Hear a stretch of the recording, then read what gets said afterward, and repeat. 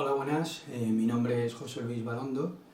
Trabajo como docente e investigador en la Universidad de Extremadura y voy a presentarles este texto que tiene por título McDonaldización, monstruos sociales y performatividad de género en Draper.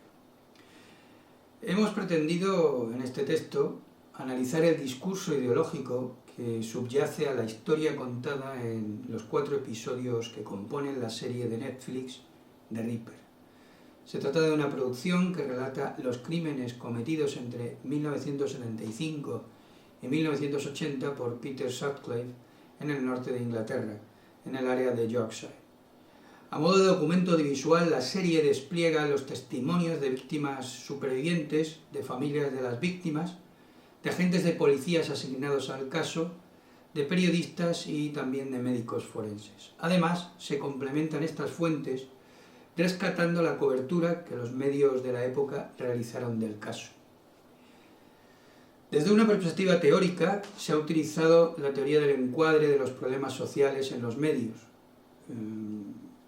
acuñada por Robert Edman en 1993, complementada con su versión visual de la teoría del encuadre visual de Coleman.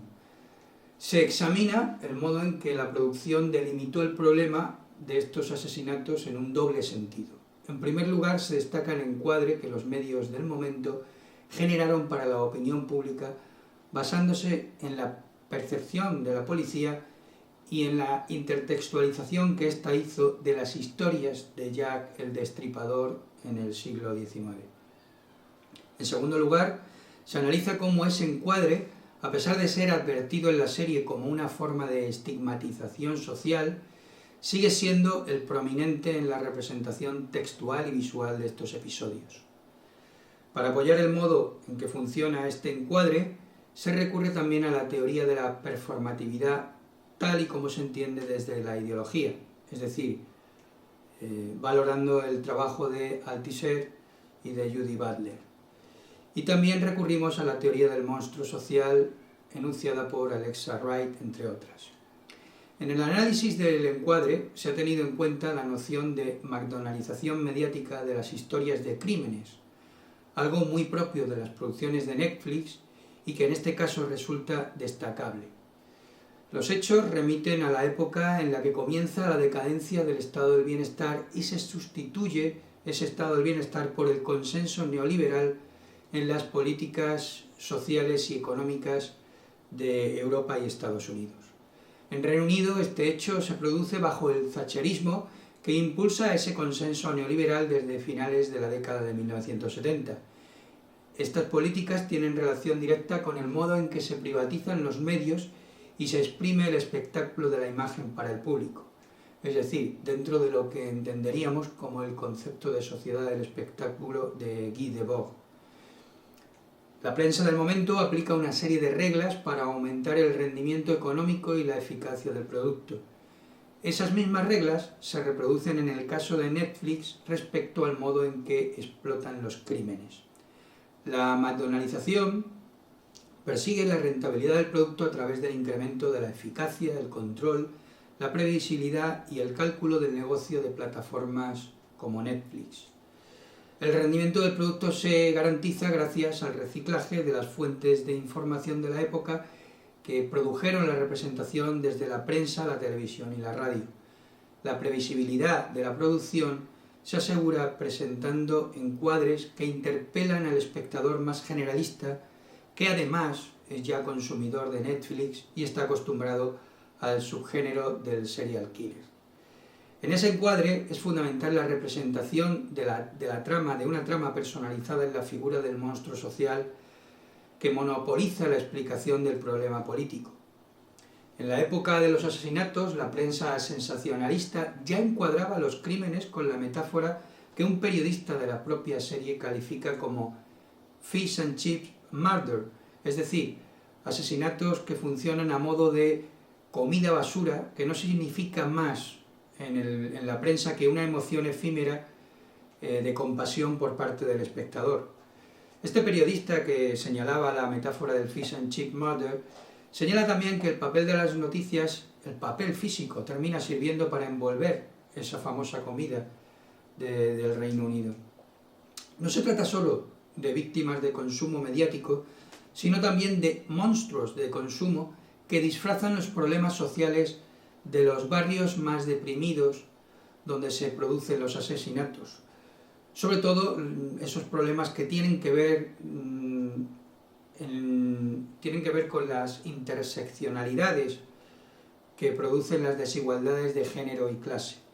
La cobertura en prensa de los primeros asesinatos niega la dignidad de las prostitutas como seres humanos. La prensa del momento los desenfoca encontrando un storytelling sencillo y consumible.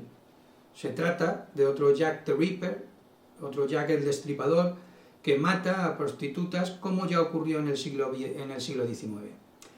Lo más curioso del caso es que Netflix opta por reproducir ese esquema y titula la serie apelando a la historia victoriana del Destripador.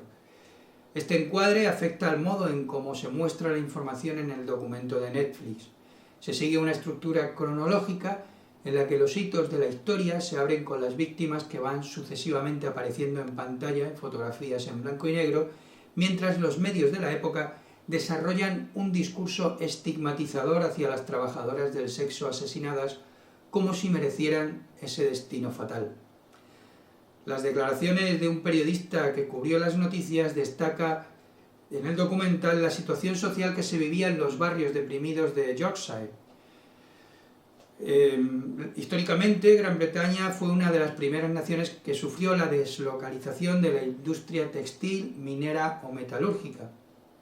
Los barrios deprimidos de esas zonas son los escenarios de los asesinatos, pero en el documental no se centra en la cuestión social que explica la espiral de desigualdad económica y social que condena a los nuevos pobres del sistema y dentro de esos pobres a las clases, a las mujeres, de familias monoparentales y a sus hijos. El documental incide sobre el enigma y la psicologización de la mente del asesino como si ésta fuera el producto de una sociedad alienígena, en vez de ser la consecuencia del mundo en que el criminal ha sido socializado. Es significativo que el inspector de policía del caso reconozca el problema de un modo social solo a partir de la quinta víctima, que finalmente la quinta víctima no es una prostituta como el resto.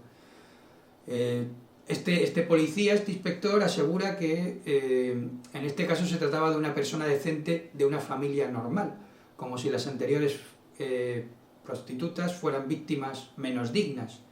El discurso propio del documental cuenta marginalmente el caso de una superviviente, de una de las supervivientes, que no fue considerada como tal porque la policía no la creyó ni siquiera comprobó su historia. El documental presta acceso a las víctimas supervivientes y en este caso tenemos que reconocer que es una victoria en el sentido de que las mujeres tienen acceso a hablar por sí mismas y en ese sentido también presta acceso a una periodista feminista que revela esa discriminación transversal hacia la mujer en ámbitos distintos del espacio público. No solo se trata de que la policía del momento no cuente con ninguna mujer para dirigir o siquiera participar en el caso, sino que los agentes que lo supervisan cometan toda una serie de torpezas que permitan que el asesino siga perpetrando sus crímenes sin que la policía asuma ninguna responsabilidad. El modo en que los medios funcionan, como decíamos antes, también revela cómo la ideología de género ejerce su influencia validando ese concepto de Judy Butler que denomina performatividad. Las periodistas son enviadas a cubrir las noticias blandas, mientras que los periodistas se encargan de los asuntos duros, incluyendo, por supuesto, la cobertura de los asesinatos. De este modo se produce una situación social en la que las mujeres son potenciales víctimas de un criminal y del terror que engendra este criminal sin que entre la policía o los periodistas, todos hombres, se adopte una perspectiva seria para atajar un problema que se extiende durante 5 años. Esa información aparece en el documental de Netflix así como las manifestaciones feministas que finalmente se llegaron a producir en su momento. Sin embargo, el encuadre obedece a una trama delictiva en la que el héroe es sustituido por la figura del villano. Tanto es así que un hijo de la primera víctima, tras ver el resultado del documental, declaraba estar decepcionado por el modo en que la personalidad del criminal se construye como un mito mediático. En esencia, un encuadre personalizado que evita profundizar en las causas estructurales de esa violencia contra las mujeres pobres. El documental sigue así los dictados de una trama detectivesca fracasada en la que el protagonista es el villano, aunque no se le identifique hasta el final. Su ausencia y el sesgo sensacionalista protagonizan esta especie de viaje del villano, que viene a ser una variación del viaje del héroe. Como señala Danziger, un teórico de la escritura de guiones, el problema de las tramas de 3 actos clásicas con un protagonista y un objetivo claro reside en que se ignora normalmente de modo muy obvio el contexto del problema. En esencia, se trata de un tipo de solución narrativa que proporciona la gratificación emocional de no ser la víctima mientras se resuelve el problema que tiene que ver con la captura del asesino. Como decimos, en resumen, esta forma de tratar los asesinatos en la serie remite de nuevo a la forma en que los medios en su época lo hicieron, creando un encuadre sensacionalista y mitologizando y psicologizando la figura del villano, en la figura del villano que termina absorbiendo, por decirlo de alguna manera, termina absorbiendo todo el simbolismo y todo el significado de un problema social amplio en una zona muy deprimida del norte de Inglaterra. Muchas gracias por su atención y si tienen alguna duda o sugerencia estaremos por aquí para resolverla. Un saludo muy cordial.